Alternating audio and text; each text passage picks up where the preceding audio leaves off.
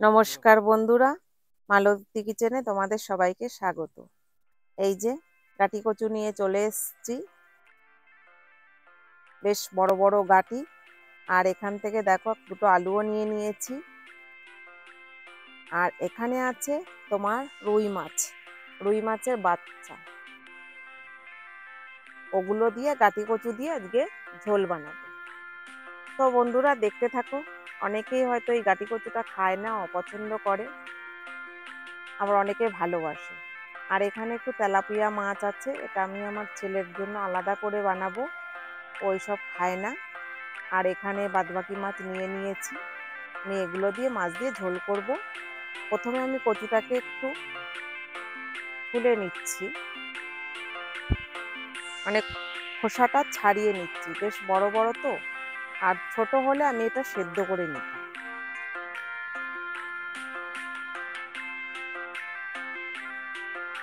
বেশ আলুর মতন ছোলা যাচ্ছে, কচুটা এতই বড়, একদম পুরো আলুর মতো। এখানে আমি আলুও কেটে নিয়েছি আর গাঁটি কচুটাও কেটে নিয়েছি। মাছের ঝোল হবে তো সেই লম্বা লম্বা করে কেটে নিয়েছি। আর এই যে মাছ, মাছে নুন দিয়ে দিলাম, হলুদও দিয়ে দিলাম, একটু বেশি করেই হলুদ দিচ্ছি। বাবা আমারও আবার ওই কালো কালো আমার ঠিক ভালো লাগে না, বেশ একটু হলুদ হলুদ হবে, ভালো লাগে।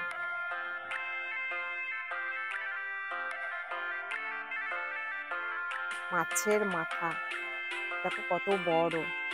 এই মাছের মাথাগুলো খুব টেস্টি হয়, ভালো লাগে খেতে। বেশি বড় মাছের মাথা যেন খেতে পারি না, এরকম ধরনের মাথাগুলো ভালো লাগে খেতে।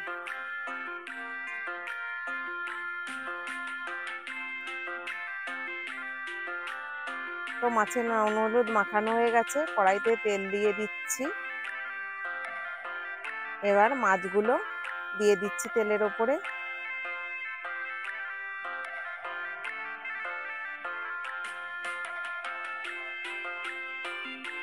একটু নেড়ে দেবো মাছটা। এই জ্যান্ত মাছ তো, খুব বেশি ভাজবো না, খুব বেশি কড়া করব না। কড়া করলে ঝোলটায় খুব টেস্ট আসবে না, হালকা করে একটু ভেজে নেব। আমার মাছগুলো ভাজা হয়ে গেছে, এবার এক এক করে মাছগুলো তুলে নিচ্ছি।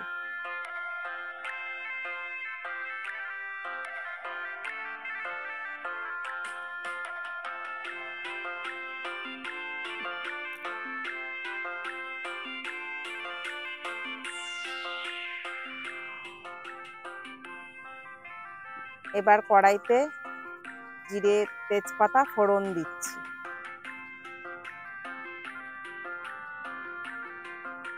এবার এক এক করে কচুগুলো, কাটি কচুগুলো আর আলু ঢেলে দিলাম।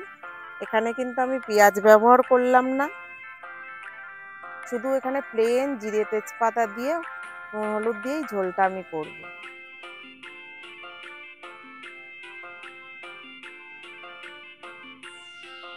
একটু ভালো করে নেড়ে নেব, ওই নালে কিন্তু লোদ লোদ করবে। একটু বেশ লালচে লালচে করে প্রথমে ভেজে নেব। নুন হলুদ দিয়ে দিলাম। আমি সামান্য একটু লঙ্কার গুঁড়ো দিচ্ছি এখানে, কচু ঘেঁচুতে একটু ঝাল ঝাল হলে ভালো লাগে খেতে।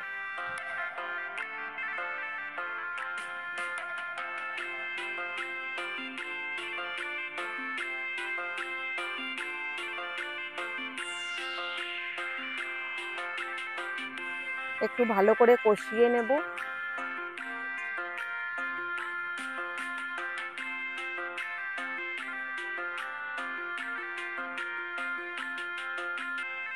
এবার জল দিয়ে দিচ্ছি।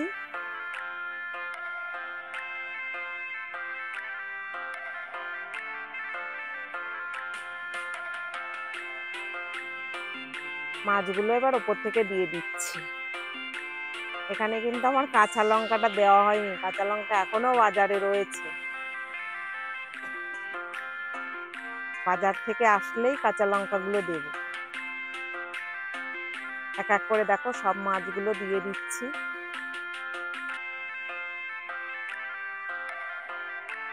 এবার কাঁচা লঙ্কা এসে গেছে, 5-6টা কাঁচা লঙ্কা দিয়ে দিলাম। ঝোলটা ফুটছে। আর এই কচুতে না একটু ঝোল ঝোল অবস্থায় নামাতে হয়। একদম যদি যে পরিমাণে ঝোল খাবো ওই পরিমাণ যদি নামানো হয় না, ঝোলটা শুকিয়ে যায়। তার জন্য একটু ঝোল ঝোল করে সেখানে নামাতে হয়।